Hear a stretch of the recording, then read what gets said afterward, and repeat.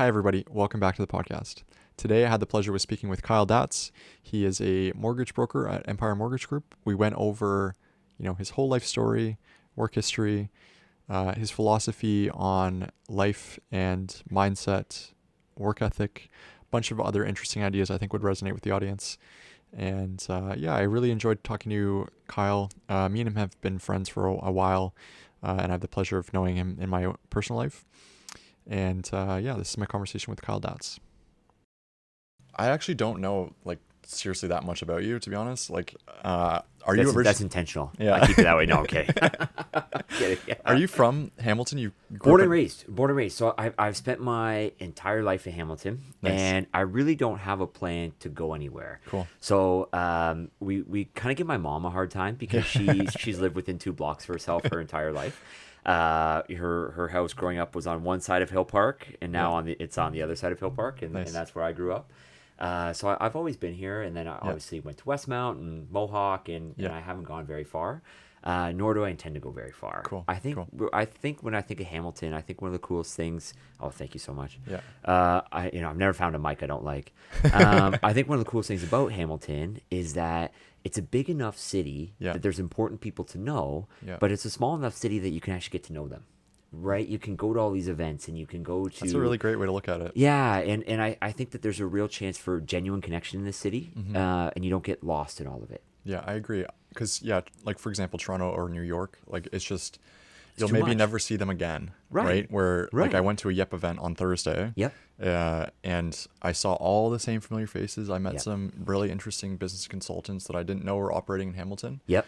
And it's cool. You see how there are people really making a name for themselves and really 100%. making a really great life out of themselves. And it's just obviously the struggle with Hamilton, right? It's going to be with any major city. Yep. I feel personally connected to it because my girlfriend works in that industry, in that field. Yeah. So Yeah.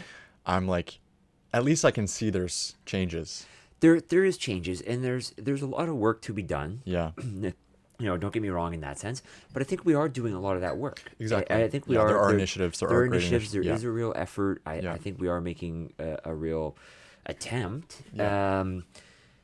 Is there a long way to go? Yes. Yeah. Right. Yeah. But unless people in the city, don't keep caring an awful lot about making a difference for those other folks, it's not going to go anywhere. Yeah, I know. Right. It all starts from the person, right, and the community level, and getting some funding and donor. But yeah, at least I feel like most people are on the same page when it comes to that. So it's interesting. So we both know each other through Matt Ravita. Yes. So I feel really, Yeah. I feel really thankful to know Matt and be introduced to his amazing network of people. Yep.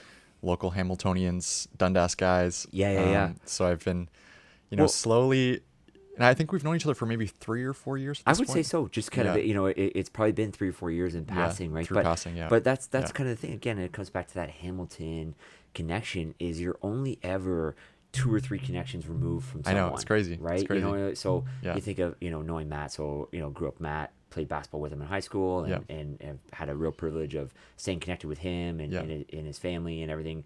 As we've gotten older, Yeah. and then you meet people like yourself through Matt, and then Yeah. all of a sudden now we go to an event and there's another friendly face that I know. Yeah. Right? So you're only ever 2 or 3 people removed from Yeah. someone in the city, which is my mom. Again, she always gives me a hard time because we can't go anywhere out in public Without it's seeing just, somebody. It's just someone that She's Yeah. oh my God, Yeah. you know everyone. I said, it doesn't feel quite like that. I don't feel like I know everyone, but yeah, you're right. Every time we go out, you know someone from basketball, or Yeah, someone sure. from volunteering at this event or doing that. So it's funny how quickly your circle grows here. Yeah, it's awesome. Yeah, and I think with Matt too, just the consistency of, he does his couple of gatherings a year. That's when people really 100%. show up and really come out for him. And it's been interesting. So take me back to high school and growing up in Hamilton, and paint the picture really of your early childhood life. And we can talk. We'll get to where you are now For sure. But I want to kind of paint the picture of what were you doing? What was the plan? What was going on? Yeah, it's kind of funny. I always, in looking back on it now, it makes a lot of sense. But Yeah. I was always, I don't know, is it a talkative kid? Yeah, I was gonna say, have you always had this personality? Right, I've always had, I like to think that I have. Yeah. I wasn't necessarily the kid that had to have his, desk moved to the back of the class. Sure. I wasn't talkative in that sense. But whenever there was the opportunity to be the class representative or to speak in front of the class or do those types of things, I always took that opportunity. That's amazing. Right? And when you talk about, good to great and what it takes to be able to go good to great and all the concepts in that book, the idea that once you get an opportunity to do things, you then get to be better at them. Right? So because from all the way through elementary school and all the way throughout my life, I've always been put in these positions to be able to speak in front of others and speak on behalf of others and all these types of things. How old were you when you first kind of identified that? Well, I was young. I was as soon as it was available, I was never not on student council. So I was, treasurer grade 6, 7. That's awesome. Let's even just yeah, of course, yeah. There we go. And president in grade 8, grade 12, college. It's just something that I've always been drawn to. Yeah. And something that I've always really enjoyed doing. That's awesome. And kind of the ability to be able to. Not everyone wants to be that person, right? Not everyone wants to be able to speak in front of the class, or not everyone wants to be able to speak in front of a crowd or do those types of things. Yeah. And it's just something that I've always been drawn to and something I've always really enjoyed. Yeah. I think back to there was a project at Mohawk in college, and it was a group project, and everyone just had to do one part of it, and everyone right away said, "I'll do whatever as long as I don't have to present it. I'll do whatever as long as I don't have to present it." And you're like, "I'll do anything." Going like, "This is awesome! Like you're telling me you guys are going to do this whole project, and I just have to present it. This is awesome. I could do that the morning of. Yeah. This is fantastic." So I understand that a lot of people's biggest behind death. Like the second biggest fear for most people is public speaking. It's true. Yeah, that's really true. A wild concept to me because to me it's just something that it's come so naturally. I enjoy so much. Where do you get that personality from? I think it's just the idea of, and Kobe Bryant has a couple really good quotes on this. I just at a young age, your parents, who in your family? So I'm a pretty good mix of my parents. Cool. My dad's a pretty quiet, pretty reserved guy. Yeah. Big thinker, but a real lead by example kind of guy, right? And just get the job done, and you don't have to make a big show about getting the job done, and manage that way, manage from the front kind of style. And then my mom is just, the kindest, sweetest woman in the world. It just can strike up a conversation with anyone and wants to talk to anyone. Not in terms of, public speaking in front of a crowd, but, can relate to anyone and that genuine empathy and that ability to be able to speak to anyone. Yeah. I get that from my mom too. That's why I asked, because I can see the two defining factors, Well, I'm very fortunate, with the way my dad's wired that I have a backbone and not a wishbone, right? Like you can't push me around, right? Like I can't be pushed around, but I'm always, it's a great saying. Because of my mom, I'm always going to lead with kindness. I'm always going to lead with kindness. I'm always going to be empathetic. I'm always going to be, but at the end of the day, I am going to get my point across, and I am going to be firm. I can speak to that, knowing you for as long as I have. You've always been very, very through and through the same person, Monday to Friday. It doesn't matter what's going on.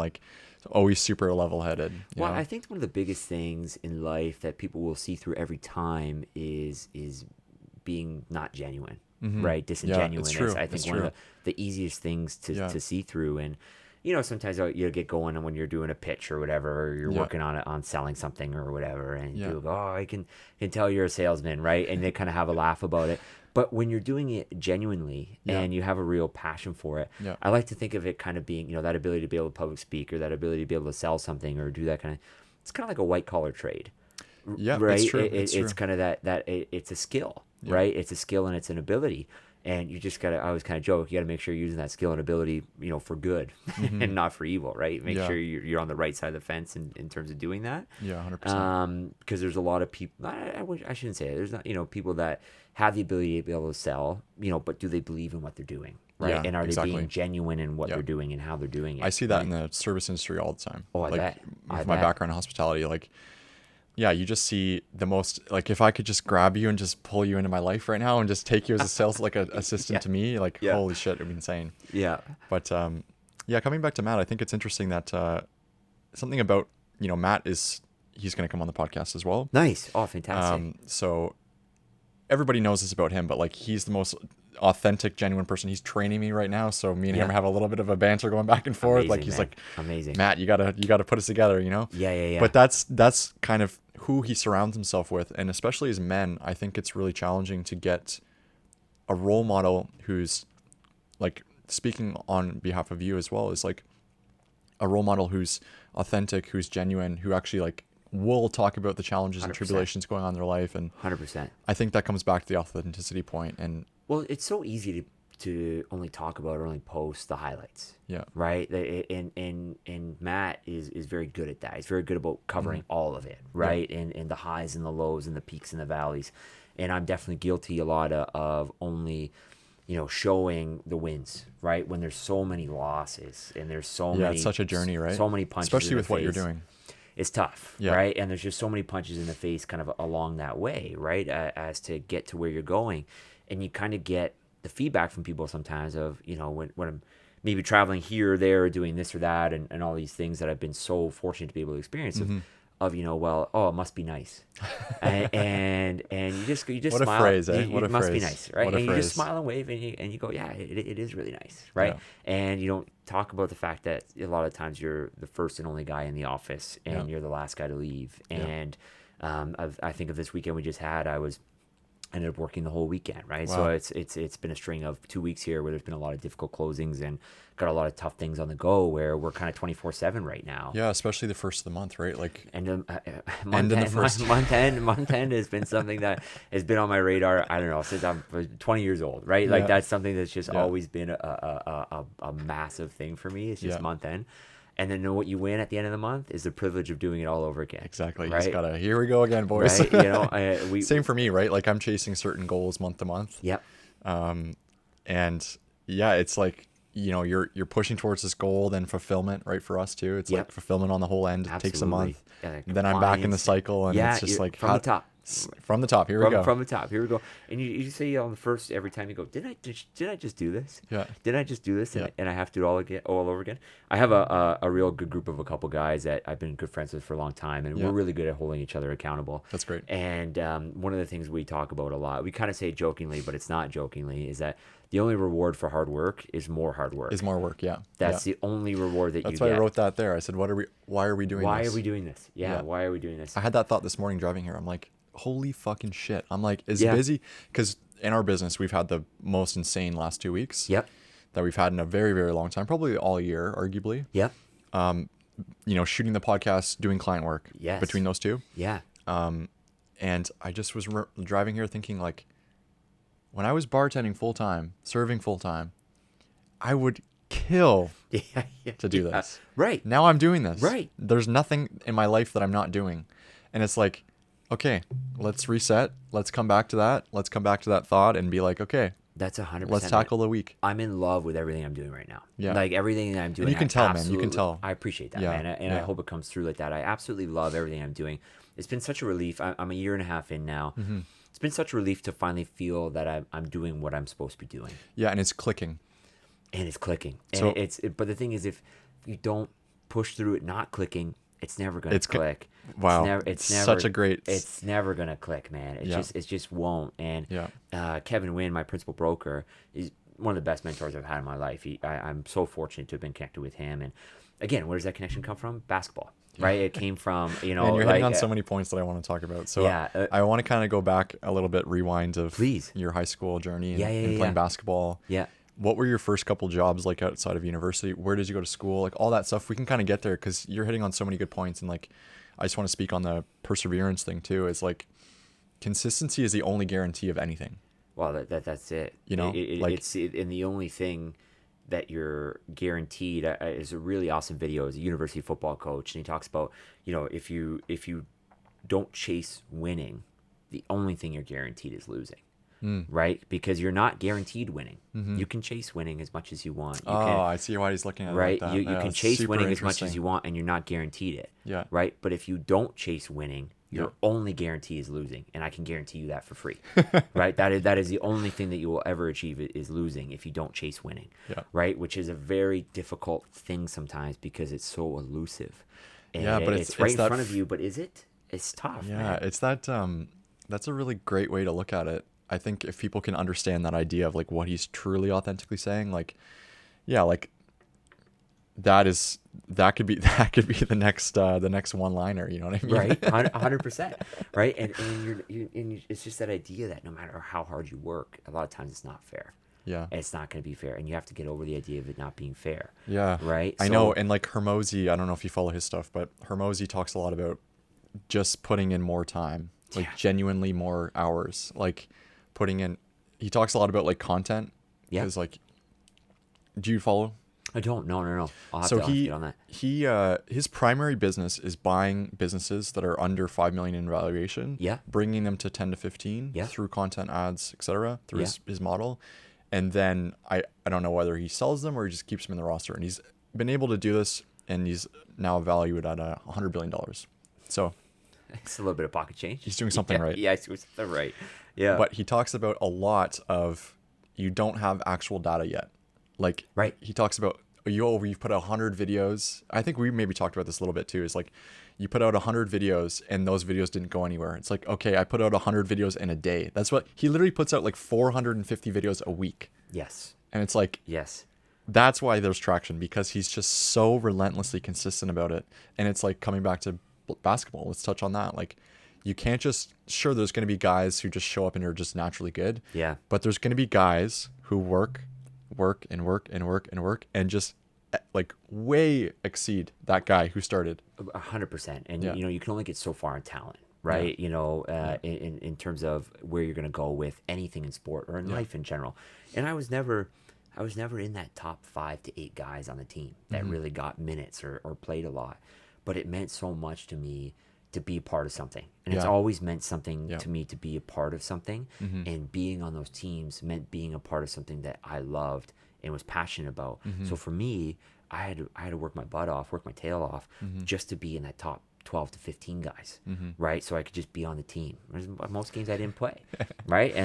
But where does basketball play in your role in your life now?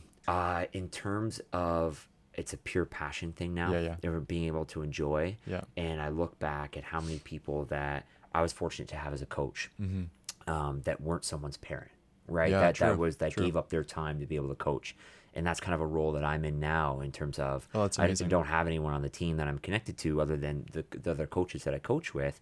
And right now we're doing a grade 8 rep team, right, out of Binbrook, and Hamilton Celtics. Okay, we're very, very proud of what we got going on there, and it's been so fun to be a part of it, because you've got these grade 8 kids who are, it's very easy to look back 20 years and see yourself in them, right? See that, and just the love of the game and wanting to get better and showing up. And for me as a coach, I'm just really big on leading with the positivity, because you're not going to get anywhere on harping on a kid for missing a jump shot or that. And I want to encourage those misses, right? Like again, I'd rather one of those kids go 0 for 27 than go 0 for 8. Right, at 0 for 8 shooting, like he gave up on himself, he quit. Right, 0 for 27, keep shooting, man. Keep shooting, as long as it's a smart shot. Right, are we taking the smart shots? Are we doing the right things the right way? Right, and then making sure if we didn't, what are we doing to get better? Right, and I think you talk about Dale Carnegie, for example, How to Win Friends and Influence People. Like massive influence on me. How much are you reading? Because you've mentioned a couple books. Like not enough.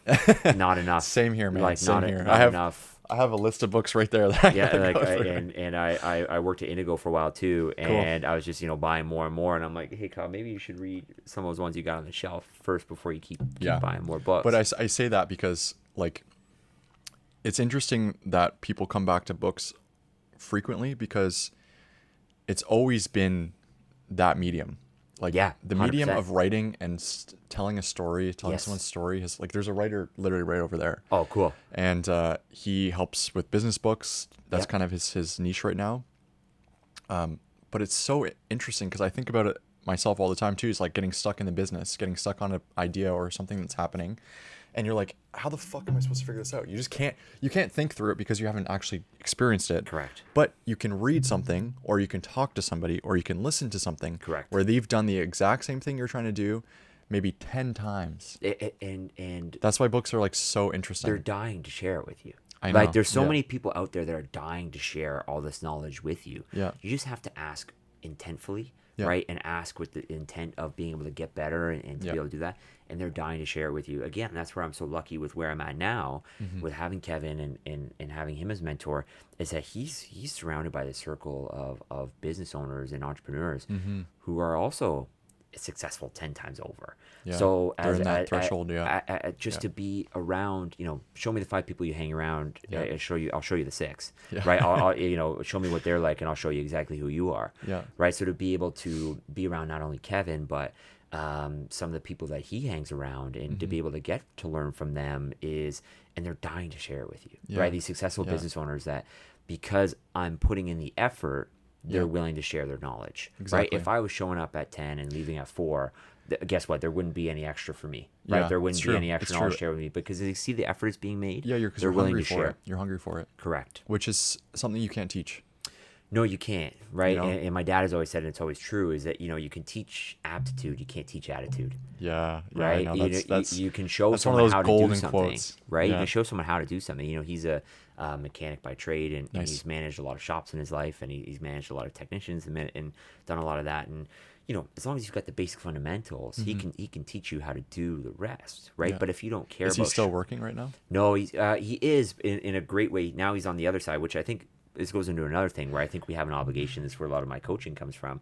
Is he teaches now? So he teaches automotive at Mohawk. That's great, right? So unless we have guys like that, like my dad, and like a lot of the mentors I'm around that are willing to pass on this knowledge, there's going to be this massive brain drain over the next coming years, right? Especially in the trades, especially if we don't have these guys that in the kind of where my dad's kind of in the 4th quarter of his career and could retire and doesn't need to work anymore.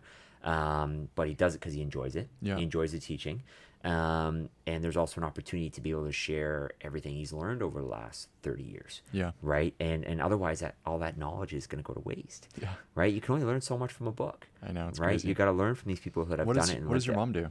She works at the college as well. Nice. And we got so pretty big ties there too. Yeah. So were you ever encouraged, like, do you have siblings? I do. Younger sister. Yeah. Yeah. Were you ever encouraged, like, okay, you got to follow in the footsteps of your dad, maybe get into mechanics, get into the trade thing, or were they kind of like pushing in you? Because I know your background in work history a little bit. But we can dive into that more specifically. Did they ever kind of just let you do? Because this is very white collar, right? What you're doing on paper versus blue collar. Hamilton is very blue collar. So very it's like collar. I would have. Same with Fergus though, right? Fergus. I was the only person who was like, "You're shooting photography? What are you, a weirdo? Like, what are you doing? What do you mean you're gonna make money? Like, there's no fucking way." And so that was kind of I asked because that was a relentless voice in my head. Interesting. Where I was never really encouraged properly about, even by my own peers and parents. Like, my parents were like, "Do not do that." And it was until I went away to school and I started to see some of the pieces click. And I met Troy in our first year, and me and him just had a shared passion for just like wanting to be our own boss and entrepreneurial. And now you can just see what we've done, but not see any of the painting before. So there was always an expectation of excellence in our house. Like a B might as well have been a fail. Right. There was always just that expectation of excellence. Right. And it was the best, one of my favorite slogans that they had at Mercedes-Benz is, the best or nothing. And that's what we were at the Datzkiw house, is we were the best or nothing. That was the expectation. And your efforts had to reflect that. Now, in terms of, when you're a kid, you always want to do what your dad does, right? Sure, like I growing up, I'd be a mechanic, right? That's what my dad does. That's what I'm around, hanging out at the garage and being out back at the garage at our house and being around that. Obviously, naturally, you go, oh, that's. Do you have a project car? Do you know how to work on cars? No, I don't. Well, see, and then but I never really picked it up. But that's all right. I was around it, but I was never any good. But you got a resource. You got the most amazing resource you could ever have. Correct. I'm very lucky that way. So, I never really picked it up. And then, so then, okay, I'm going through school. What do I want to be? Well, I said I want to be a doctor or a lawyer, because I just knew I wanted to make a lot of money. Sure. It didn't really matter to me how I did it. Or I knew I wanted to make a lot of money. And to me, at my time, when you're grade 5, 6, 7, the only way that I understood how to do that was be a doctor or a lawyer. There's only two answers. There's 2 answers. And I knew I didn't want to be a doctor. So easy, I'll be a lawyer. Sure. Right? That at least gave me some guidance in terms of, okay, I'll go into business and then I can go to law school and do all this. Then as I'm going through high school and everything, I'm starting to realize, oh, there's other options here. You can just go into business.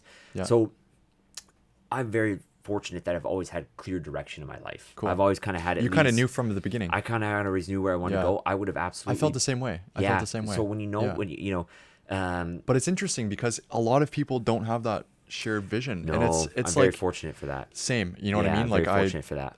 I count my blessings for that. And it's, I've worked a ton of different jobs and I always knew it doesn't feel right. No.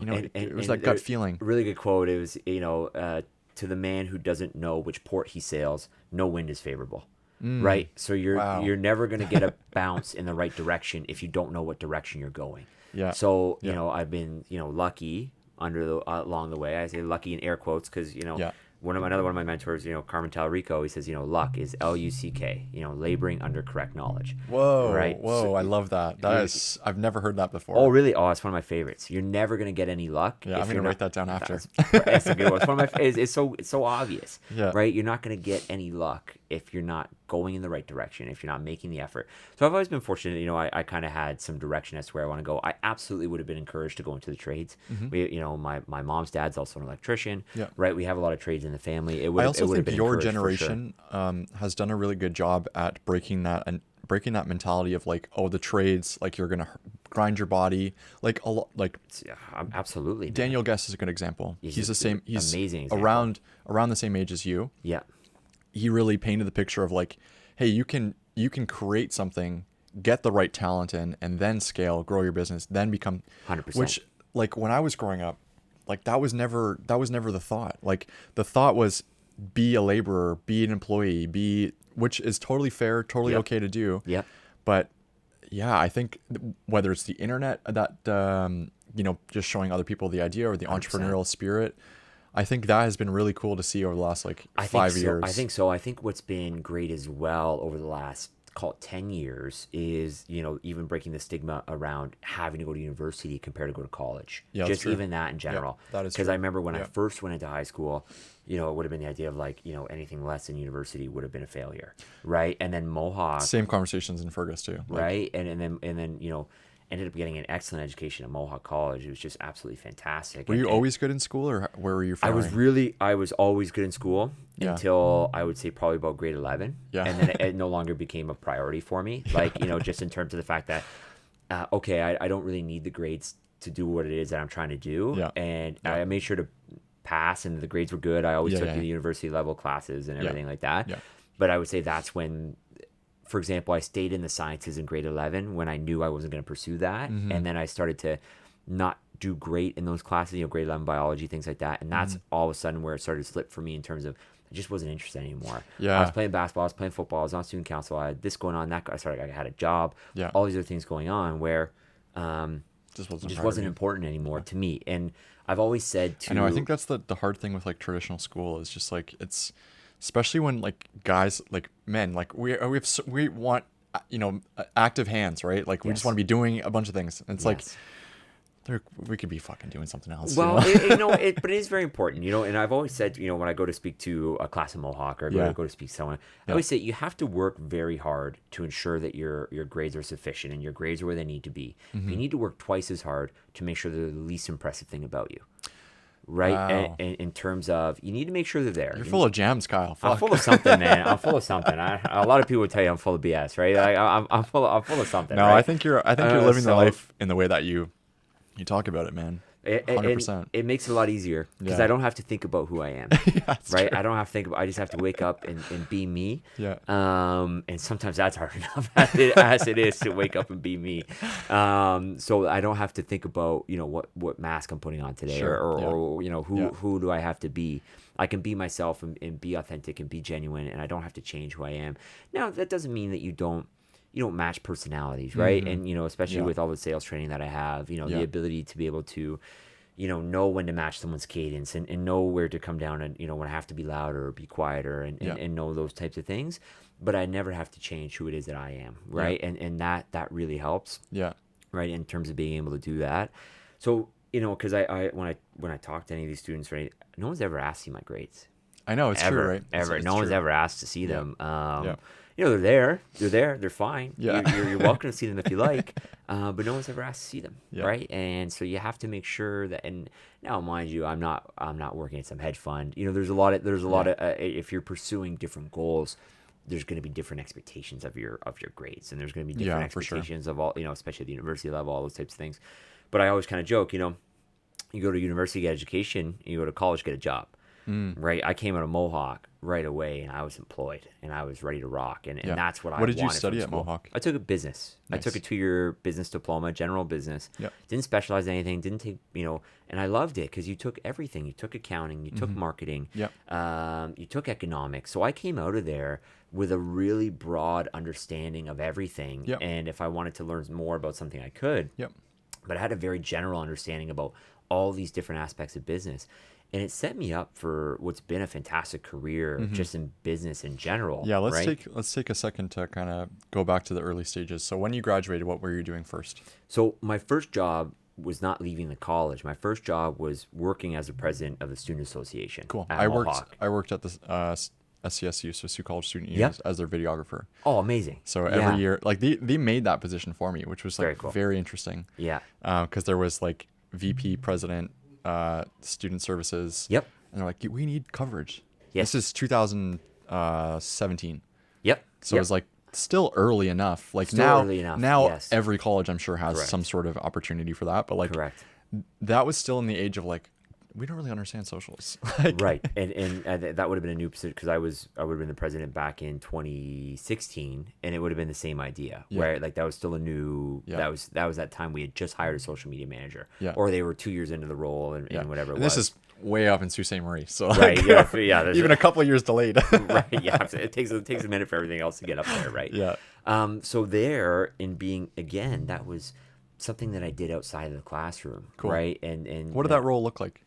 Oh, it was amazing. It was so cool. So being in presidency in that role is a full-time job. You were paid a salary for the year as a full-time job, and it wasn't a Mickey Mouse role either. That, you have a $7 million operating budget. You have different food service locations that you're operating. I like to think of it that I got a 4-year business degree in that year of doing that job. 100%. Right. So I had my 2-year business diploma. Because you were responsible for everything? Yeah. Wow. Right, you had the board. You're managing the board of directors, and you had there was a lot of fantastic people that worked on our staff there. But managing these different roles and managing different operations and kind of overseeing all of it, it was a once in a lifetime experience, and it was really, really cool. One of those things that it can be difficult to articulate if you're outside of that world. Yeah. So one of the big things we teach individuals that were in that world is how do you articulate what it is that you've learned and done here, right? Being on a board of directors and this massive operating budget that we have. How do you articulate that to someone to explain that this was real life job experience? Yeah. Right. So through that opportunity, I would speak at a lot of events. Right. Again, you talk about being in the right place at the right time. My luck. Yeah. Right. And so I speak at a lot of events. And then one of the members of the board of governors for the college at the time was one of the managers at Bud's BMW here in Hamilton. And I knew that I was going to go into sales after that year in Mohawk. I knew I was going to go sell something. That's what I was good at. That's what I was how old were you about. at this time? 19. 19? Yeah. 19, 20. Cool. Yeah. So I started at Bud's BMW when I think I was 20 years old. Nice. Right. And it was a really cool. I've had this beard for a long time. So it's right now I look my age, at 29, which, is creeping up on me. I look my age, but at the time I looked 24, 25. So I kind of got away with it, right? Of no one questioning. Again, because of the positions I was putting myself in, no one was questioning how old I was. Yeah. Right. And be able to carry yourself with that authenticity and maturity and all those things at the time that I had was really cool. So I got that opportunity at BMW, and then everything in my life kind of snowballed from there after. Wow. Right? How long were you there? BMW, I was about a year and a half, 2 years. Nice. that I was there. What is your favorite thing you did there? Is any like major milestones, accomplishments? Yeah. Things you've learned even like? Yeah, I think the big lesson I learned from BMW is to learn to rest and not quit. Because I think there was an opportunity where I was not too young, because I definitely wasn't too young, but I just didn't have the maturity level yet to be able to manage the expectations that I had of myself. Yeah. Because they weren't even necessarily expectations that others had of me. But from that age, learning how to manage clients that were having service issues, or managing clients. That's a big role to step into at 20 for sure. Massive, right? It was massive, and I learned so much. But the biggest thing I learned is, because I walked away from car sales for about 6-7 months in between BMW and Mercedes. What were you doing in that time? I went back to something that I did as a summer job when I was in college, and it was selling door to door. Selling what? Security systems. Cool. And it was really cool. Did you feel like a failure doing that? Like, did you not selling, not going door to door, but good question. Taking that break. Talk about taking that break mentally. Yeah.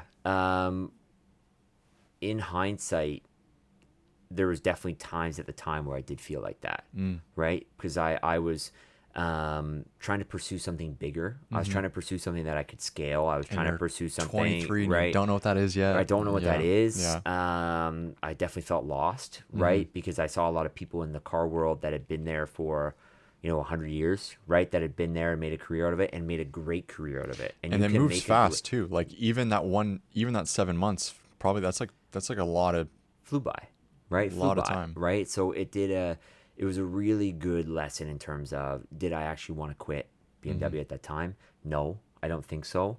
I think I was feeling a lot of pressure, and I was feeling burnt out. Yeah. We're talking, I'm working every single Saturday. A lot of weeks I'm working 6 days a week. Yeah. And all my friends are still at their homecomings. Yeah, dude. Right. So that was a really tough position that I was in hindsight of wanting to be at that next level yet, right? And I'm the only guy out of the group that had moved out. I'm driving these $100,000 cars, all these different things that were real. I was really fortunate to be able to have in a position to be able to experience. Yeah. But the pressure, kind of consumed me, right? And I wanted to just be a 21-year-old. I know. But the problem is now, okay, so I walk away. Now I don't have the money to experience this lifestyle now that I had set up for myself. Yeah. Right. Now I'm used to something else that I'm no longer experiencing. So I learned, that was another lesson there. You can't have the time off and the money. Yeah. They don't go hand in hand. It's that golden triangle, right? You can only pick two. Right. Yeah. Right. So which of the two are you picking? Right. And so I've learned that, I need that income coming in to be able to enjoy the lifestyle that I want to enjoy. Yeah. And just feel, comfy in that. And then that's like totally fair. And that's how I've, felt that in my life as well too, right? Like just making sure that, if you're comfortable, you're breathing, you can then paint the picture you want to paint. 100%. Right. Yeah. And then you kind of work back to, okay, like, this is a really cool opportunity and there's really good things here. What can I take away from it?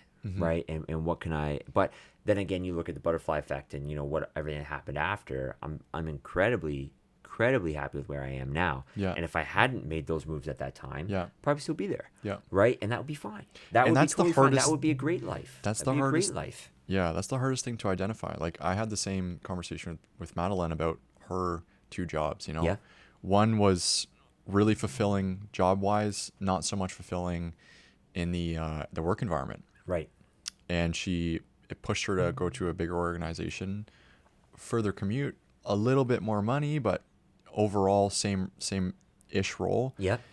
And it's just like the snowball effect of how much more happy she is, right? And it's just like those are the key moments that I think I've been really good at like identifying in my life is like when to if I don't do this now, I'm going to fucking look back and be like, why did you not do that? So 100%. Easy in hindsight though, that's the problem.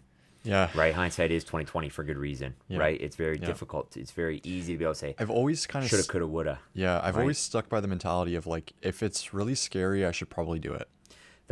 And I'm a big believer in the idea. Richard Branson, talks about if you're not sure, if you're given an opportunity and you're not sure if you can do it or not, say yes and figure it out later. I know. I've been it's massive, and that was me when I was at Mercedes. I had been at Mercedes-Benz for 2 years at this time, and I was in sales, and I was good at it, and I really enjoyed it. And I had an opportunity to move to the finance manager role, and I wasn't sure if I was going to enjoy it. I wasn't sure if I was going to do better in that financially than I was in a sales role. Because with sales, there's no cap, right? There's no cap, and there's no cap in that role either. But that role's a little bit different. I didn't know that. Yeah, a little bit different in the luxury world compared to at a Honda or a Toyota or everything. A little bit different. So I took it and I said yes, and I did that role for 2 years there. Wow. And so you're there 4. 4 years Cool. in Mercedes-Benz. Yeah. That's awesome. It was a fantastic place, great people, and I miss them every day. It was a really, really, really cool place. And 4 years is enough time, in my opinion. 4 years is a long time. Yeah, it's enough time to really plant your boots on the ground. Absolutely. And not plant your seat. Yeah. Boots on the ground. And 4 years is a long time, man. Yeah. Boots on the ground, really understand the role, really understand the people, and how to grow it too. Like how to grow it. Yeah. How to scale it. So it was really cool. And again, could have had a great career there. Could have enjoyed it for the rest of my life and made 6 figures for forever, and it would have been fine. But it's not something you can grow bigger than you, right? It's only ever going to be as big as you can be there, delivering cars and selling cars and or doing the finance role. It's only ever going to be that big. Yeah. Maybe you worked a general manager, and that's also a fantastic life, and there's a good living to be made, a really good living to be made there. But again, you're there 5, 6, 7 days a week, right? And you can't grow it bigger than that. But it's a fantastic life to live, and having my dad spend his whole life in the automotive world, and it's a good world to be in. Yeah. But if I hadn't taken that finance role, if I hadn't learned how to be a finance manager, I wouldn't be in a position I am now to be a successful mortgage broker. Yep. Right. Just in terms of I'm doing the same thing I was doing there, just for a house. Right. Exactly. Getting someone approved for a car, getting someone approved for a house. Yeah. Of course, they're very different. By the end of the day, they're not. Yeah. Right. For everything that's different in those two processes, everything's the same. Yeah. Right. What's so different about getting someone approved for a $200,000 G-Wagon compared to getting someone a $400,000 mortgage? That's right. true. There's a lot of similarities there. Yeah, right. that's In true. terms of what you need to prove income wise and what you need to do. And if I hadn't done that, I wouldn't have been able to do the other. So there's something definitely to be said about the idea of what you're doing right now may not be your forever thing, but it's probably, hopefully, prepping you for what that forever thing is. Yeah, right? Exactly. And all those skills, you gotta really ask yourself in those roles, are these skills adjacent or are they completely separate? Right. Because if it's separate from the path that you want to pursue, maybe that's not the right role. But if there's stuff to be learned, like through the business, man, we've been like, this is the first year where I feel like the ball is really rolling. Dots are connecting, things are making sense. In the first year, me and Troy literally had a list. We would have a shared Google Drive, a Google Doc, and we'd have a list every day. All right, you're doing this today, I'm doing this today. We were just like putting everything on there. Let's make this. Let's do this for him. And just putting everything, because we have nothing. Yes. So we're like, and now all those things that we did have snowballed and snowballed and snowballed and snowballed. And now it's like, okay, we can actually clearly define roles. We can clearly define in the next hire. We have SOPs. We have all these things we can give them. Yeah. But if we didn't build that, we would just be like running around like crazy, Yeah. And that's massive in terms of having to draft that from the beginning. And that's, again, where I'm able to recognize how fortunate I am to come on with Kevin and work for Empire Mortgage Group in terms of the fact that system is built. Yeah. He's thrown me the keys and said, take it and run. Right. And here's this system. Here's how you do ABC. Yeah. Right. And, you can try DEF, but I've tried it. Right. And there's been a lot of things where I have tried. That's cool. DEF and it doesn't work. And it goes, oh, how'd that go? Oh, it didn't work. Okay. Right on. Yeah. Right. How about we go back to ABC? Yeah. Right. And so I'm very, very fortunate that way that, the model has been built, right? And there's a process in place. And it's amazing that when you start to follow the process, how it all comes together, but how much time it takes. So I started back in April 2024 with Kevin, and it wasn't until maybe this February 2025 where it finally, little by little, has started to get going. But those first 8 months, it was pounding your head against the wall of what's not clicking here. Right. And I had a good conversation with Kevin about this. Can I ask details as well? Please. Yeah. Like as far as like making sales or what wasn't clicking? Time. It was only time. And just in terms of, why are the leads not coming in? Why I'm doing all the right things. I'm making all the videos. I'm putting myself out there. I'm going to the events. Why not? And I had a really good conversation with Kevin about this the other day. And it's just time. Right. And, when you've finally found what it is you're going to do, but you've had some experiences before that, people are going to start to wonder or think, well, he's probably just, this is the next thing for him. I wonder what he's going to, I wonder what he's going to be doing 6 months from now. I mean, He'll probably people be look doing at our something business else. the same way too, Kyle. Like people who I meet organically, who don't know anything about me. Yep. They're like, oh, like video, like what are you doing in video? I'm like, this is all I've ever been doing, like literally since I was like 15. You know what I mean? So it's like, it's funny like to see my friends, like obviously it makes sense, but then like you paint the picture and it's like, okay, this is like, that's why me and Troy did an episode together. So we can put it out. People like have an organic understanding of like, it's been this or nothing. Because a lot of people, and same with the mortgage industry, a lot of people have seen the spike in socials, wanted to, like, I'm speaking on of course, my industry, like seen the spike in socials, seen the money TikTok influencers are making, and like just, oh, I'm gonna start doing that now.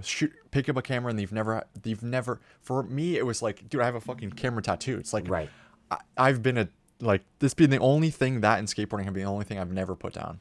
Well, and the big thing is you know, there's a lot of, you know, weekend warrior brokers out there, right? And I have a lot of respect for them. It's very difficult to do this job and to, you know, to try this out and have everything's going. But, you know, when you put half the effort in and you get half the results, it's very difficult to say, oh, it didn't work. Yeah. Right? True. And again, because you didn't give it a fucking, you didn't you give gave it a college try, man. The old college try. And try, I've done a lot of things on the old college try. Okay. There's a lot of things that applies for. And, you know, and Kevin talked about that when I first started, and he talked about that first year is going to suck. He says it's going to be miserable and it's going to be really, really difficult. And he says one of the biggest things in this business is how many people he sees quit before they've made it. And then they go, oh, it didn't work. Yeah. Right. If you make it and then you don't like it, then quit. It's funny, man. Like I had that same moment with this business in the last like 3 months. Like we saw, like we have records, right? I'll track all our income. Yep. And if I just gave myself a little bit more foresight and been like, okay, I should just look at the history. Yeah. But I was beating myself up super hard in August about like, there's nothing coming in. Like, right. Where I've consistently seen a pipeline. Yeah. Right. Consistently seen some stuff come in. Yeah. And I was like, I can't fucking do this. Yeah. I was literally like, I cannot fucking do this. Yeah. And then September. Why are we doing this? Yeah. Yeah. September and October, like, it's like, what the fuck? Like, it's been like, what the fuck? Yes. But it's that same mentality. It's like, if you just stopped, it'd be like, oh, you would have never seen that. That business is terrible. No money to make in that business. It's awful. Exactly. Right. So, and people quit before they've seen it. Right. You know, you're drilling for that well. You know, and it's, you gotta keep going, man. I know. And some days it's so hard. It is so hard to keep going. You know, why are we doing this? And you know why? I don't know. Some days I don't know. Some days I get up and I go, no kidding. Like, am I really gonna do this again? But I probably would have quit if I couldn't see right in front of my face all these people I'm surrounded by that are so successful and have done nothing different than what it is that they're teaching me how to do. Right. And just the showing up every day.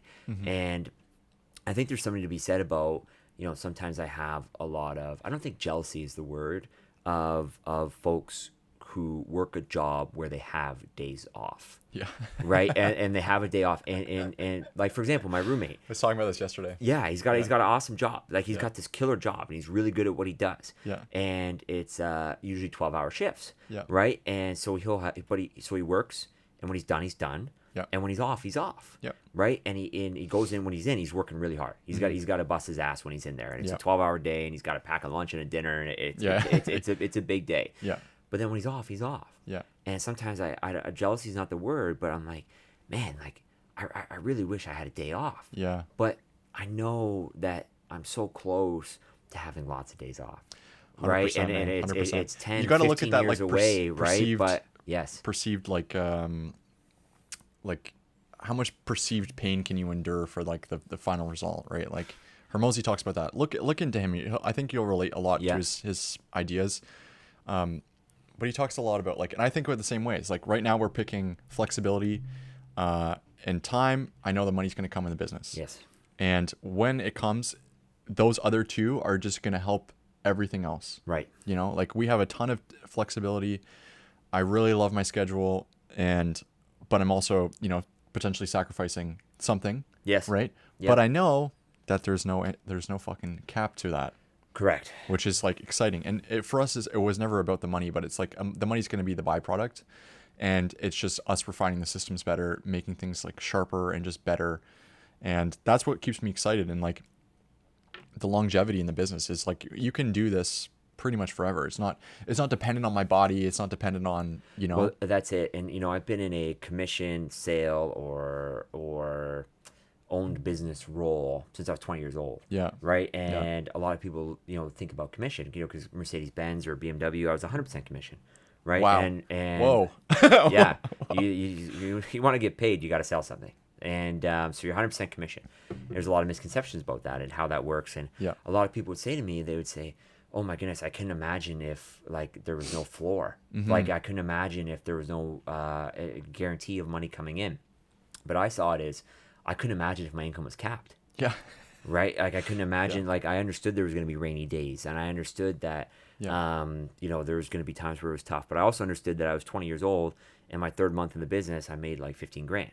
Yeah. Right. Like I understood that there was two sides to that coin. Yeah. Now I was 20 years old. I couldn't spend it fast enough. Yeah, exactly. Right. And there was a lot of lessons learned over the last 18 months about scarcity and about money and saving for a rainy day. And so I've gotten much better at that. And sometimes you got to get rich twice, you know what I mean? Right. Right. So that's a lesson that I've learned. And I had to eat a lot of, that first 8 months at Empire, I'd eat a lot of humble pie. I was working a second job at Indigo on the weekends and dude, at good night. for you, man. Good for you. Because I feel, dude, I had this conversation last week. Like I'm still serving at the keg a couple days a week, man. Saturday, Sunday, right? Imagine having too much pride to not chase what it is that you wanted. I know, man. Right? But it's so easy for people to not put their ego aside when they're doing those types of things. It was very difficult, and I felt a lot of, I don't know if it was embarrassment or what it was at first. You would see a lot of people because you probably saw such a difference, right? Like leaving the role you left,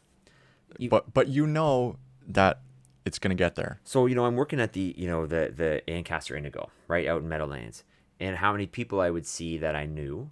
Yeah. Right, or how many people I would see. I've painted a picture of my life and what my life looks like, and driving these Mercedes-Benz. You're driving to go in a Mercedes. I'm driving a Mercedes-Benz to my minimum wage job, and I'm like, what the fuck is going on? What is happening? What's going on here? Right, like I'm barely putting gas in this car that I can't get out of because I'm buried in it.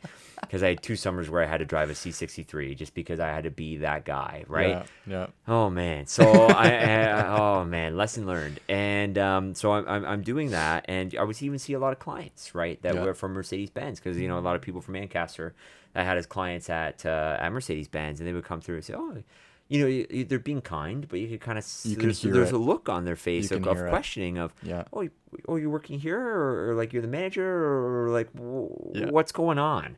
And I said, no, and it was a lot of pride, and you had to say it with your chest of, no, I've actually started my career as a mortgage broker, and I'm going to be incredibly successful at that, and I'm going to be very big as a mortgage broker. But as I get started and as I build my client base, I'm working here on weeknights and weekends to make sure I can make ends meet.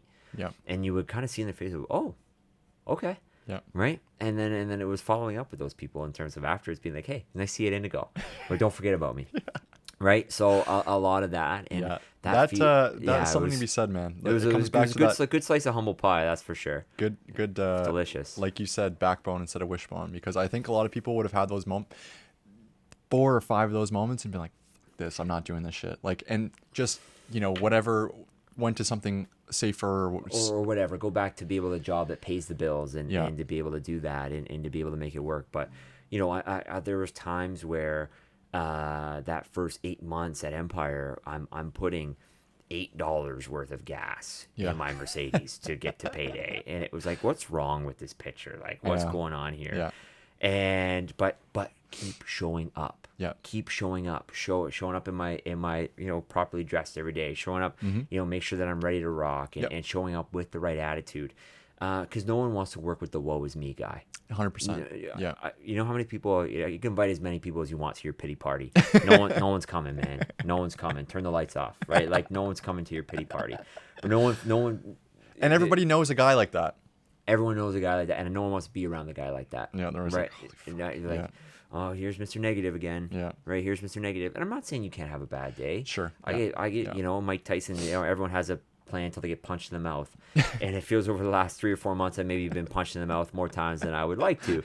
Right? But you gotta just keep going. Because if you don't keep going, then that's it. Yeah. Right? And it's done entirely. Coming back to Empire and where you are now, what would you say? So me and you had a really great conversation. I really am thankful that you took the time to talk to me. Yeah, of course. As simple as that may have been for you, like just the idea of, hey, this is actually not a cash green investment. Yes. Like that, I think is so important for people to have a resource like yourself to be able to do, because the average person doesn't know what is required to actually figure out the numbers. 100%. Whether I need a credit check, whether I need to go to a bank, whether I need to go to a real estate office. Am I even there in that process yet? Exactly. Am I even at that point yet? Exactly. Yes. And, I don't want to waste anybody's time. And it's like, I wouldn't want to go into a real estate office and be like, hey, I'm looking at this thing. And then they're thinking the ball is rolling, right? When it's like, I need a small answer. Just a small thing. And that's where the biggest thing though, Matt, is that like, I always think with people is I never want them to think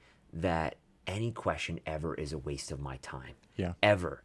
Because again, while, he deals with it all the time, I don't want to feel, it comes back again, that feeling of being embarrassed. Mm-hmm. I don't want to embarrass. So that's where, with me, when I'm giving those answers, I always try to give all the context behind the answer. Yep. Right? It's never just a short answer. It's never just, oh, no, don't do that. Yep. Or, yeah, no, sounds good. Yep. It's always, here's why that's not a good idea. Yep.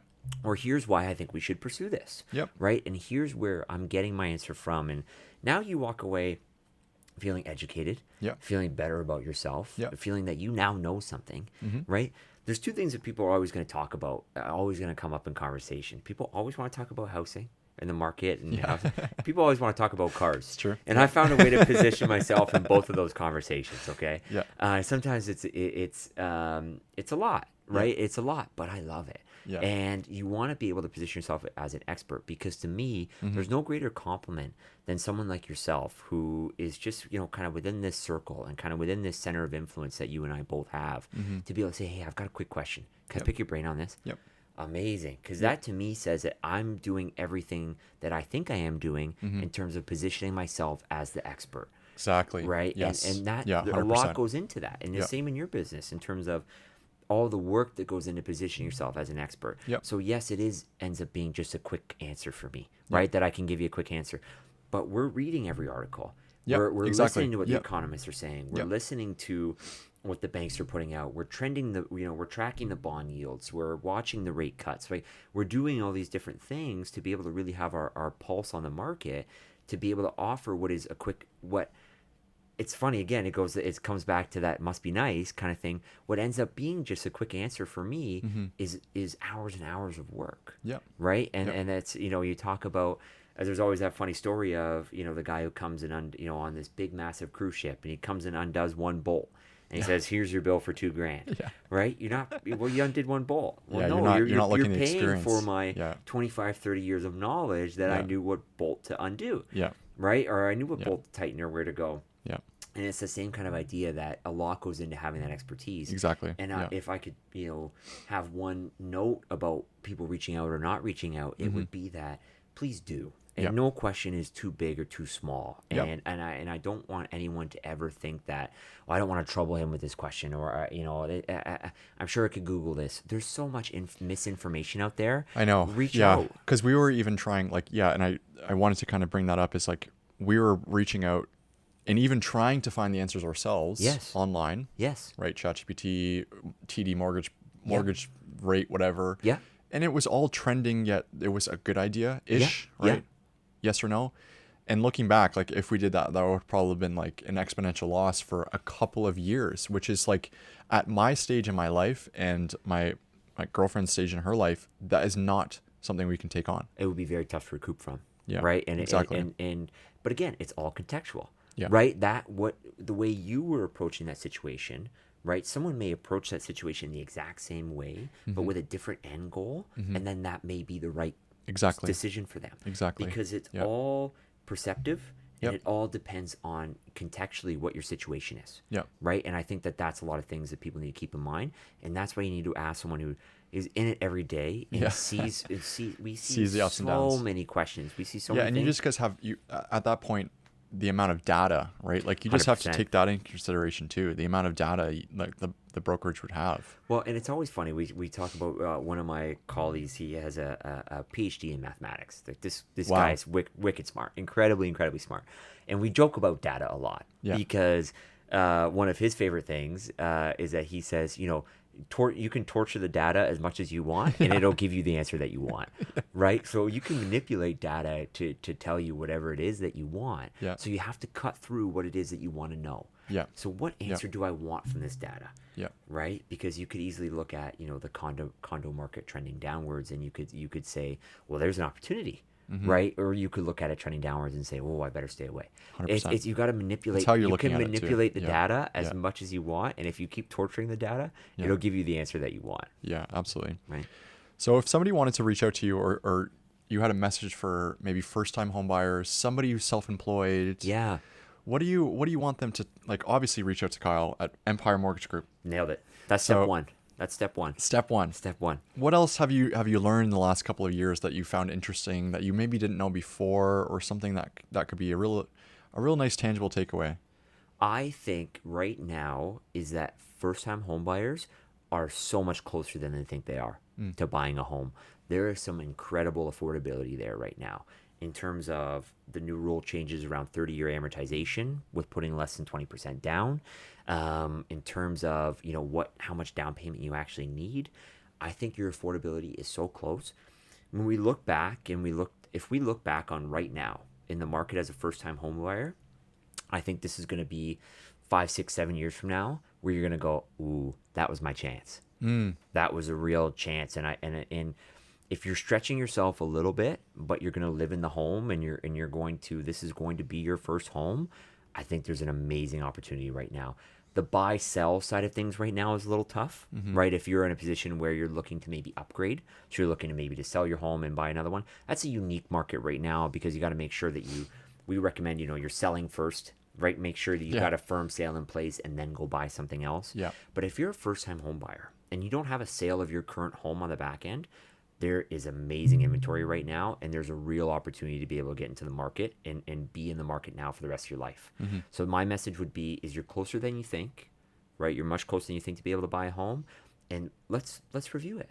Let's go over it, right? Cool. And we'll do a complimentary pre-approval, a strategy session, and see what we can do to get you in your first home. That's awesome. Where do you want people to find you? They can find me on empiremortgagegroup.ca. It's a great spot to be able to find us. You can find us on Instagram, at Empire Mortgage Group. Me on Instagram at Kyle Datz. You can find me on my cell phone. you can find me anywhere. Wherever you want. Wherever you find. People say, what's your ideal client? Just a pulse. Yeah, just a pulse would be great. I'll figure out the rest. Okay, I'll figure out the rest. Yeah. Big, any question, big or small, I'm here to help. Yeah. And however they can come across me and find me, and I'll keep putting content out, and I'll keep doing my thing. Yeah. And we're gonna find a way to get connected. But anywhere that you can find me is the right place to find me. Happy to meet in person, virtually, over the phone, quick call, whatever it is that people would like, and I'm here to support in getting them into their home. That's awesome. Well, thank you so much, man. Thanks for coming on, Thank dude. you. This is a blast. Great. This is a great conversation. This is one of these things where, I could never buy podcast equipment because I would just do this all day long. Just record myself just all day talking, and it would be brutal. So I really appreciate you having me. It's been a blast. I think we had a lot of really cool stuff to talk about. Yeah, same I'm excited to see how it turns out. All right, man. Thank you very much. Appreciate you. Thank you. Appreciate you.